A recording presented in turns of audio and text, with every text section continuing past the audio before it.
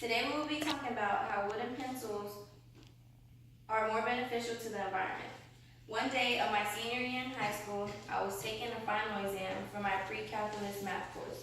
And as I was sitting through my exam, I would tend to wonder what the pencil I used was made of. I always wondered how it could be manufactured, with what materials, and how long would the process be to make a simple wooden pencil we tend to always lose.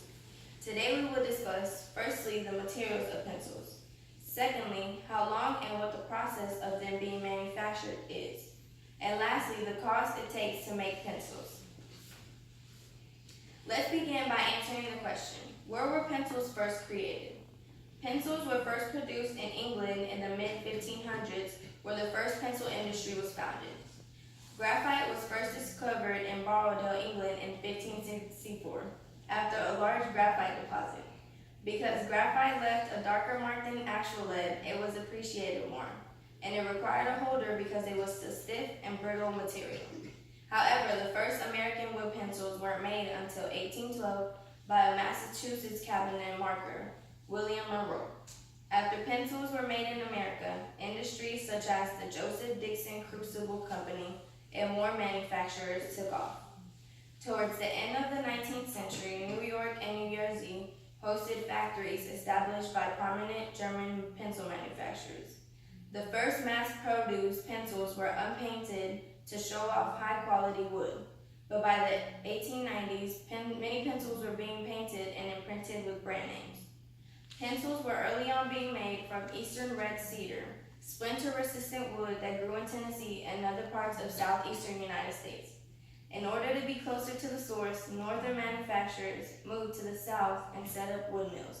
Once the greatest construction of the United States pencil manufacturers were established in Tennessee, the northern manufacturers eventually stopped migrating to the south. Of course, as time went on, additional sources of wood were needed. Inset cedar made superior pencils because it was a species that grew under abundance. California inset cedar became the wood of choice to create domestic and international pencils. Though it seems like pencils are just wood and lead, they are a process to make and cost money to make. Pencils do not contain real lead, like I am sure many people think they do. Pencils contain a lead invented by a French chemist made of graphite powder and clay fired in the oven. This makes it possible to produce lead with different hardness. This mixture, which also contains dye stuff, is then compressed into wooden pencils, which is cushioned so it does not break inside the channel. One report of the chemical analysis suggests that the portion of dye stuffs in pencils ranges from less than 25% to about 50%. Once the pencils are made, the manufacturers sharpen them manually and apply pressure to ensure that the tip can withstand at least 2 kilograms of force. Also, according to how are pencils made, another component that the pencils are made of is California inset cedar, like I mentioned previously.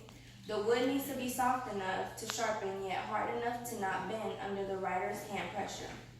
Once the wood is cut in slats, they pass under a cutting wheel which carves grooves that become the channels, the middle that holds the lead. The channel then contains a glue that is slightly elastic. This cushions the lead so it's less likely to break. According to General Pencil Company, once the pencils contain the lead, they are then compressed with a machine for an hour to ensure that the lead sandwich's glue is dried up. Then the sandwiches are cut with a cutting machine. Once they are cut, the pencils separate and are ready to be painted. Lastly, then they have an aluminum barrel inserted on the other end and then receive a squeezed rubber eraser.